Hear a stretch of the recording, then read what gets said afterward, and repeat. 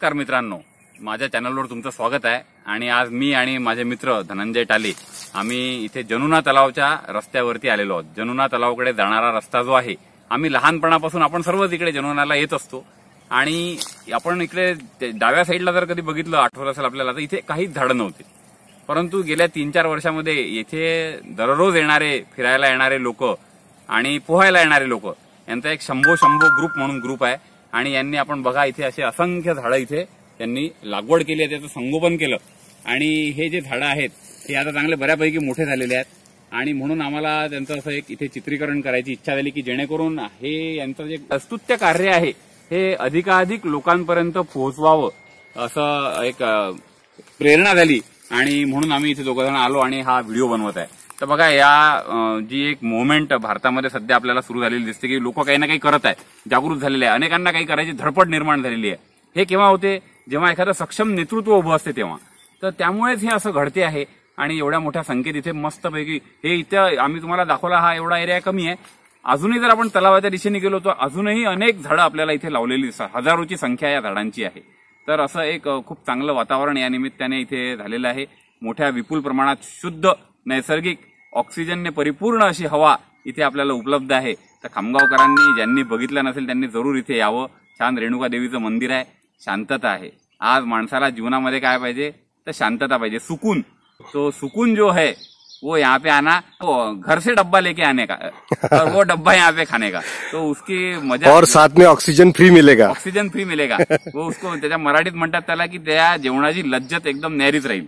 तर तुम्ही तो आपलं साधी भाकर ठेचा आणा, मस्त कांदा आणा आणि इथे जर खाल्लं तर म्हणजे तो एक ऍडेड ऍक्टिव्हिटी आहे ती। आणि आम्ही सुद्धा भजे आणलेले आहेत, आम्ही सुद्धा भजे आणलेले आहे आणि तुम्हाला जर निसर्गाचा आनंद लुटायचा आहे तर तुम्ही तसंही येऊ शकता।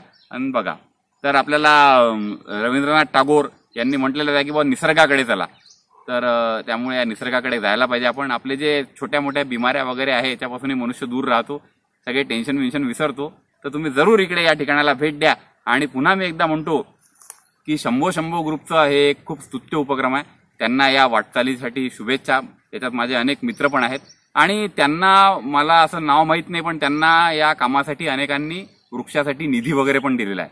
तर त्या अज्ञात लोकांचे सुद्धा मी इथे खूप आभार प्रकट करतो आणि त्यांनाही शुभेच्छा देतो की ज्यांचं कुठे नाव नाही आलं पण त्यांनी या शंभो ग्रुपला भरभरून मदत केलेली आहे। तर यांचा सुद्धा खूप याच्यामध्ये रोल आहे, तर त्यांचे सुद्धा आभार आणि धन्यवाद।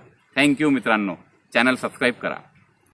वृक्षवल्ली आम्हा सोयरी वनचरे, वृक्षवल्ली आम्हा सोयरी वनचरे, वृक्षवल्ली आम्हा सोयरी वनचरे, वृक्षवल्ली आम्हा सोयरी वनचरे, पक्षी सुस्वरे आळविती, वृक्षवल्ली आम्हा सोयरी वनचरे, वृक्षवल्ली आम्हा सोयरी वनचरे।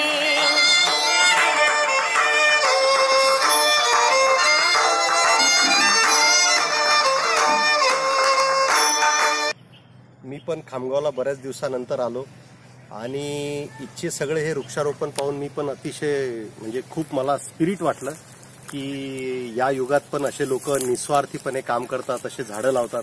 शंभू ग्रुपला तर माझ्या खूप मनापासून शुभेच्छा आहेत आणि त्यांच्या या कामाचं योगदान म्हणजे असं आहे की या पिढीलाच नाही, पुढच्या येणाऱ्या पिढीला सुद्धा ऑक्सिजनची व्यवस्था त्यांनी करून दिलेली आहे। बरोबर, तर हे खरोखर त्यांचे मानाव तेवढे उपकार कमीच आहे आणि माझ्या त्या शंभू ग्रुपच्या प्रत्येक व्यक्तीला, प्रत्येक सभासदाला खूप शुभेच्छा आहेत।